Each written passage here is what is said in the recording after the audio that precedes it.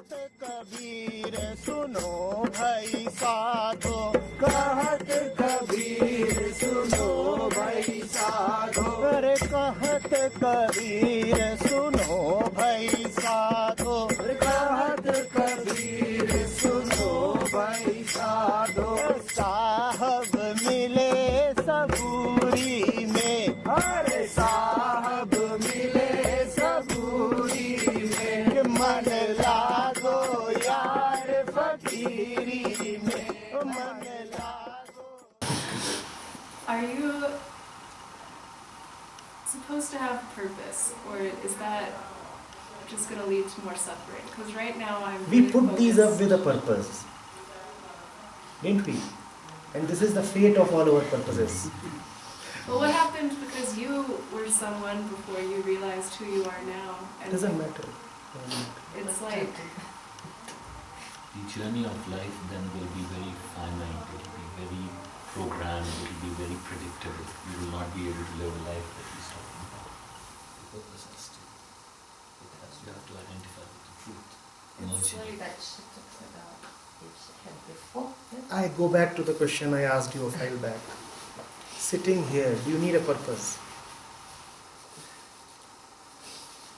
Okay, forget this. no, but the craving doesn't go away. Maybe it's a purpose that got her here.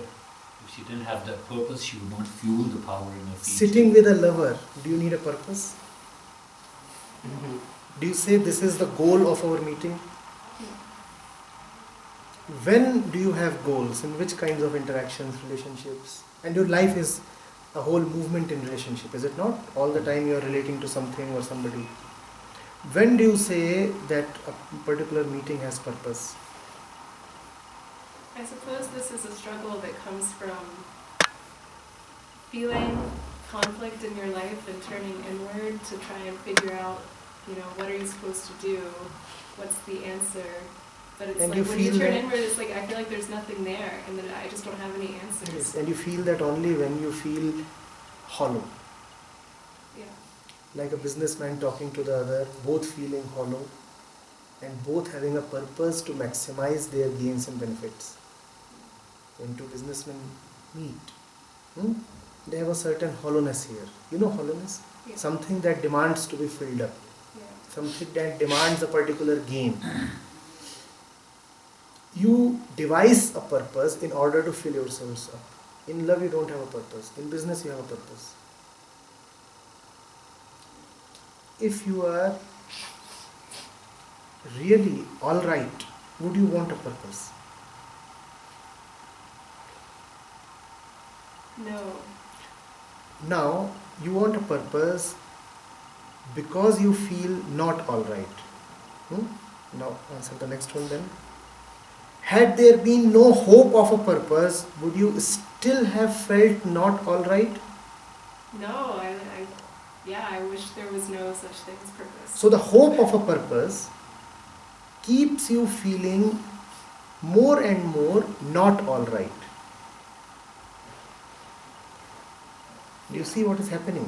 Yeah. Because you feel that there is something promising in the future, something lucrative ahead of you, you feel there is something short in what you already have. It's So- almost it's stress though from other people, like my parents or my friends, where it feels like you're failing someone else if you aren't producing some purpose or like. It's Now, a would you societal have thing. purposes without all that which parents, friends and societies load you with? Or let's say religion and scriptures and education load you with? Would you still have a purpose? Does a bird have a purpose? Does the river have a purpose? Does that tree have a purpose? Or the clouds? Anything in existence that you see working purposefully or even a quarter as purposefully as man? No. Where do all our purposes come from? Were you born with a purpose? Where do our purposes come from? Is there any purpose that you have not heard of, read of, experienced? No. So our purposes come from all this that conditions us.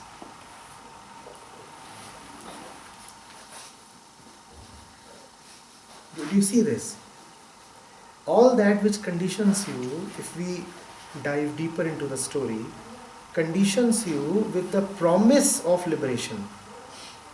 So parents come and say, if you do this, you'll have a great future ahead of you. Now when you have a great something ahead of you, then automatically they have suggested to you, rather quite forcefully implanted in you, that there is something hollow in you right now. When somebody comes to you and says, here, take this method, it will lead to enlightenment. Here, take this degree, it will lead to a great life. Here, take this woman, she will lead to a great family. What is it that they have said without using words? What is it that they have? There is no enlightenment right now. Do you see this? Yeah. And they act as your well-wishers, don't they? Yeah. They say, because we are your well-wishers, hence we are suggesting you something that will lead to enlightenment, or something that will lead to a great family life or a prosperous career. But indirectly and quite forcefully, they have planted the seeds of hollowness in you, which is quite a violent thing and quite a loveless thing. Is it not?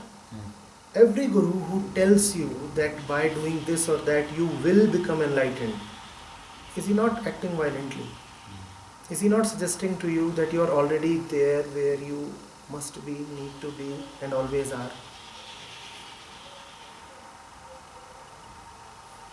Do you see how all these systems act in tandem with each other?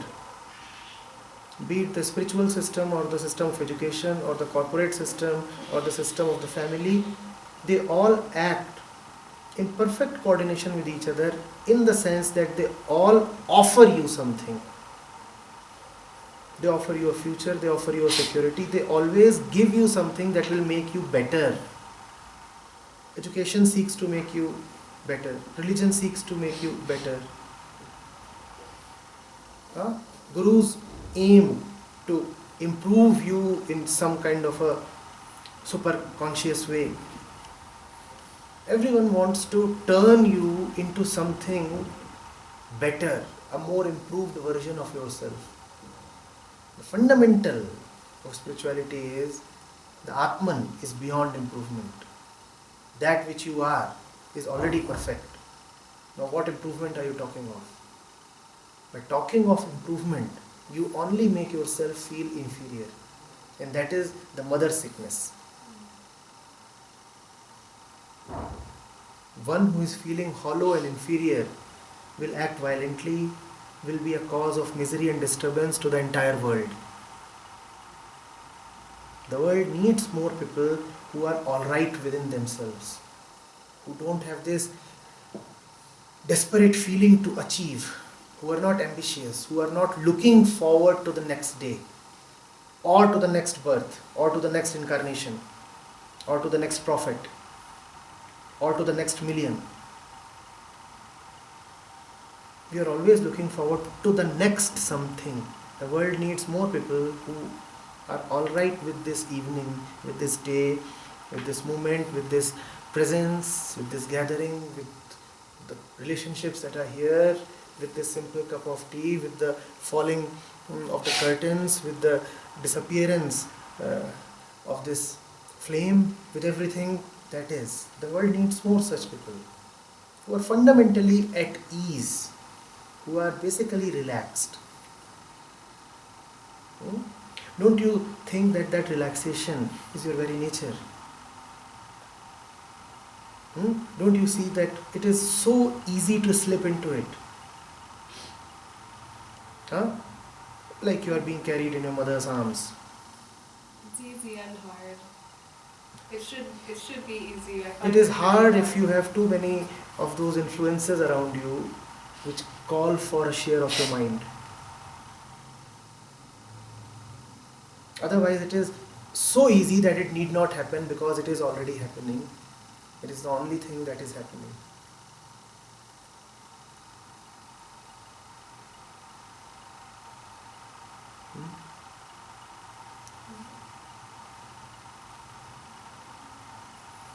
You may succeed, you may fail, all that keeps happening in the world, right? You may have a good day, you may have a bad day. All pairs of dualities will keep operating in the world. You have no control over them. One day you will feel physically good, the other day you may have a flu. One day you may profit in business, the other day you may lose. The thing is, the knack lies in not allowing any of these movements to define yourself. Things come, things go. One good day, one bad day, morning and evening. None of that defines me. None of that is related to my self-esteem. None of that has the power to make me feel bigger or deflate me. Do you get this? Even when the whole world is applauding for me, and that happens some days. I mean, we do achieve, don't we? We are then felicitated and things happen. That must not mean too much to you. And there are days when you are down and out. When you are just in the dumps.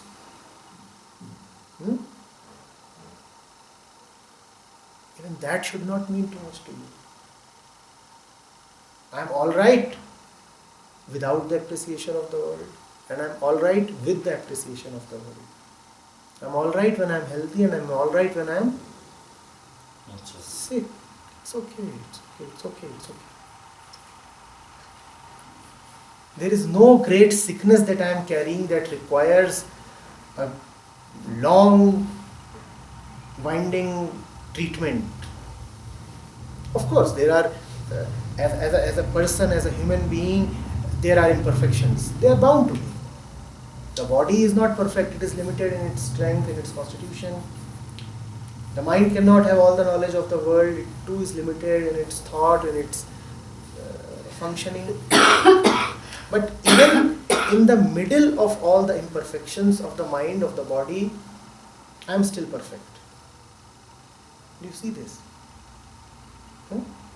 If you keep searching for perfection in the domain of the body or the mind or the world, you will never get it. Don't search for perfection where it is not. And be seated in the perfection where it is always.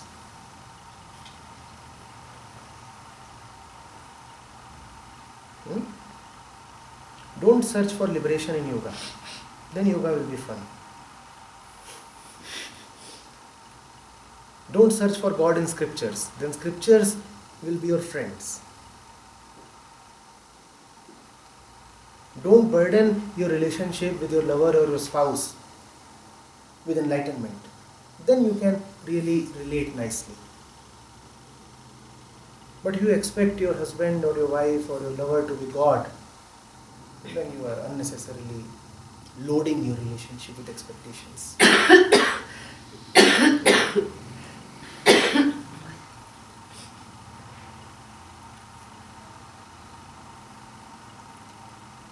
I found that it is easier to convince people that life is difficult and complicated. And much more difficult is to simply say that it is not. Convincing people that they lack something is so easy.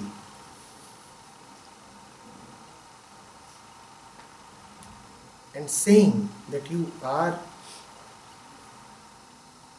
alright, with all your imperfections you are alright, is something that comes across as incredible to most people. It need not.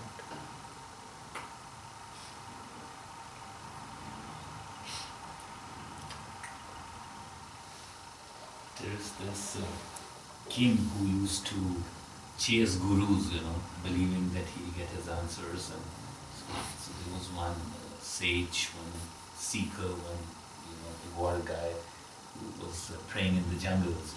He was the king, so he figured that he's been praying, and so he went running to him. He says, "I've heard you've got the answers. Give it to me." He says, but if I had the answers, I wouldn't be sitting here. I'm a seeker. I'm also... So he went away disillusioned, but this was his first experience because he was the king, and whenever he would go, they would want to give him, like you said, gyan and hope that, one day you will get it all. And so he started chasing him. And this monk got very disillusioned and very frustrated. And one day when the king came, no, but I think you have it all and give it to me. He said, okay, I think you're right, I have it. Come to me tomorrow, it is a full moon night, and I will give you the gyan, the knowledge that you are seeking. So he goes there, very excited that, so he quietly, comes close to him and whispers mantras, in his ear. And he says, you have to chant this mantra on so-and-so date and so-and-so hour and in such a ritual, and you will get what you will. And he was very excited. I knew it, he has it. He says, shower him with money and give him to, he's the king. And just as he's about to go away, he says, but king, come here. When you chant this mantra, you should not be thinking of monkeys. He says, well, why would I think of monkeys? I never think of monkeys, And he goes away, and after 2 days he comes crying because when he wants to bathe to chant the mantra, all he sees around is just all over monkeys, So he's right. I mean, this is the disillusionment that or the delusion that we've lived with, that, very well worded and just thoroughly. When one is so attached to monkeys, how will you remember liberation? You see this story. Had monkeys not mattered so much to the king, why would he care to remember them? The sage was just exposing that your life is besotted with monkeys. Now attached to monkeys, obsessed with monkeys, what kind of liberation do you want? Why must you remember this and that? Why? Why must monkeys matter so much to you? Monkeys are monkeys. Play with them and forget them.